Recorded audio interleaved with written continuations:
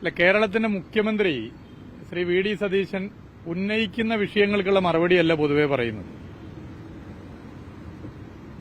ഇപ്പൊ പ്ലീഡറെ ലക്ഷണമൊത്ത ഒരു ബി.ജെ.പിക്കാരനെ നിശ്ചയിച്ചതുമായി ബന്ധപ്പെട്ട വിഷയം ഉയർത്തിയത് ഞങ്ങൾ മാത്രമല്ല, കോൺഗ്രസ് പാർട്ടിയിൽ നിന്ന് ഉയർത്തി.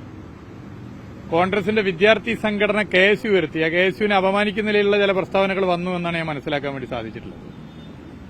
അപ്പൊ അതിന് അദ്ദേഹം നൽകിയ മറുപടിയുണ്ട്. യഥാർത്ഥത്തിൽ ആ മറുപടി സംഘപരിവാറിന്റെ നേതാക്കന്മാർ കേരളത്തിന്റെ മുഖ്യമന്ത്രിയെ കണ്ട് നിവേദനം കൊടുക്കുന്നതിൽ ആരും ഇവിടെ തെറ്റു പറഞ്ഞിട്ടില്ല. മുഖ്യമന്ത്രി എന്ന് പറഞ്ഞാൽ എല്ലാവരുടെയും മുഖ്യമന്ത്രിയാണ്.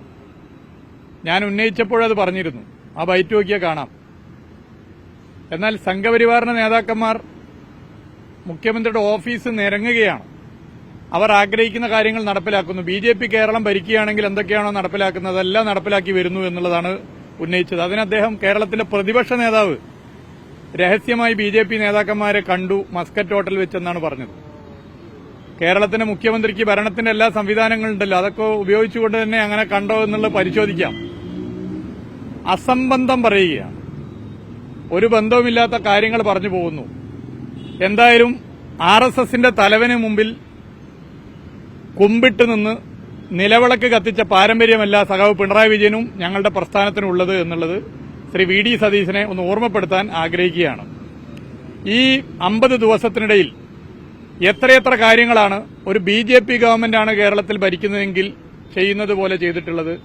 വന്ദേമാതരത്തിന്റെ മുഴുവൻ ഈരടികളും പാടിയത് മുതൽ ബഡ്ജറ്റിൽ ഒരു വാചകം പോലും കേന്ദ്ര ഗവൺമെന്റ് കേരളത്തോട് കാണിക്കുന്ന അവഗണനക്കെതിരെ പറയാതിരുന്നത് മുതൽ എത്രയെത്ര സംഭവങ്ങൾ. MG സർവകലാശാലയുടെ VC നിയമനവും സെനറ്റിലെ ആളുകളെ തിരികെ കയറ്റിയതും.